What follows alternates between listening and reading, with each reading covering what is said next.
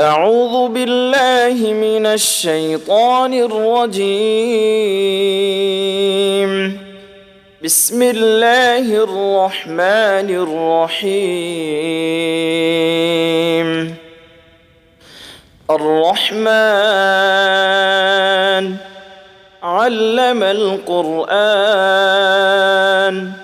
خلق الإنسان علمه البيان. الشمس والقمر بحسبان والنجم والشجر يسجدان والسماء رفعها ووضع الميزان ألا تطغوا في الميزان وأقيموا الوزن بالقسط ولا تخسروا الميزان والأرض وضعها للأنام فيها فاكهة والنخل ذات الأكمام والحب ذو العصف والريحان فبأي آلاء ربكما تكذبان خلق الإنسان من صلصال كالفخار وخلق الجان من مارج من نار فبأي آلاء ربكما تكذبان رب المشرقين ورب المغربين فبأي آلاء ربكما تكذبان مرج البحرين يلتقيان بينهما برزخ لا يبغيان فبأي آلاء ربكما تكذبان يخرج منهما اللؤلؤ والمرجان فبأي آلاء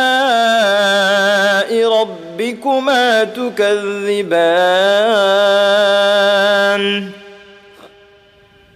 وله الجوار المنشآت في البحر كالأعلام فبأي آلاء ربكما تكذبان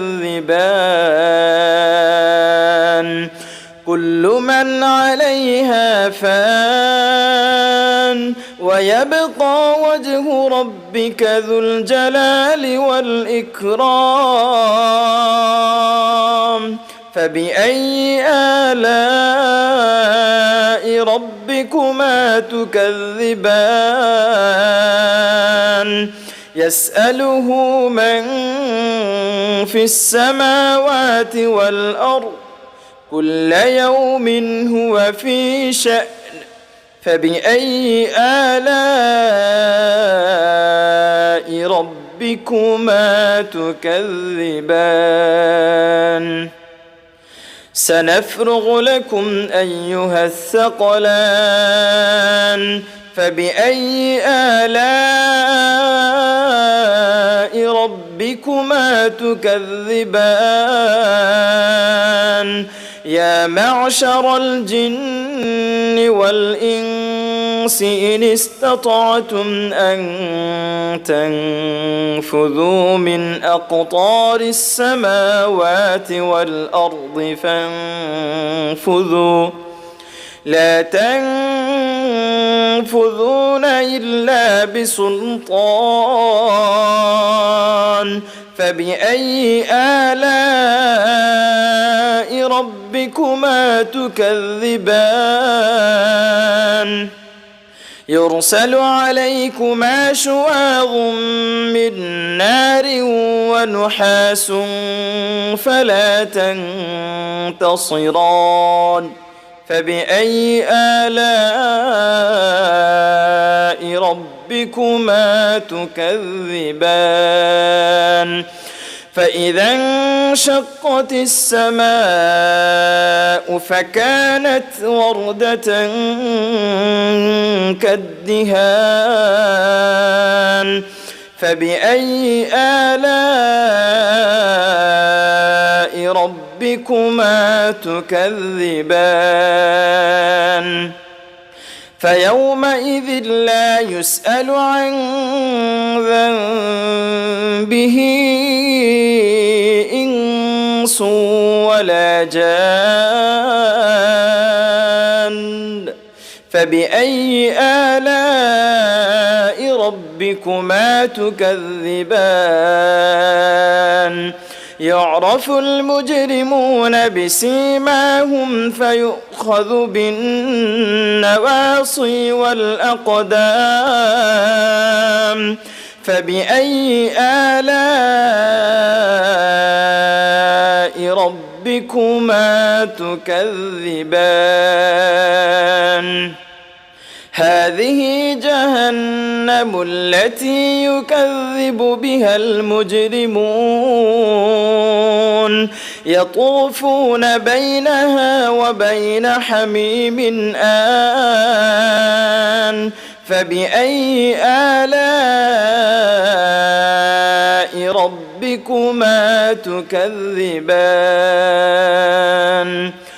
ولمن خاف مقام ربه جنتان فبأي آلاء ربكما تكذبان ذواتا أفنان فبأي آلاء ربكما تكذبان فيهما عينان تجريان فبأي آلاء ربكما تكذبان فيهما من كل فاكهة زوجان فبأي آلاء ربكما تكذبان متكئين على فرش بطائنها من استبرق وجنى الجنتين دان فبأي آلاء ربكما تكذبان فيهن قاصرات الطرف لم يطمثهن إنس قبلهم ولا جان فبأي آلاء ربكما تكذبان كأنهن الياقوت والمرجان فبأي آلاء ربكما تكذبان هل جزاء الإحسان إلا الإحسان فبأي آلاء ربكما تكذبان ومن دونهما جنتان فبأي آلاء ربكما تكذبان مدهامتان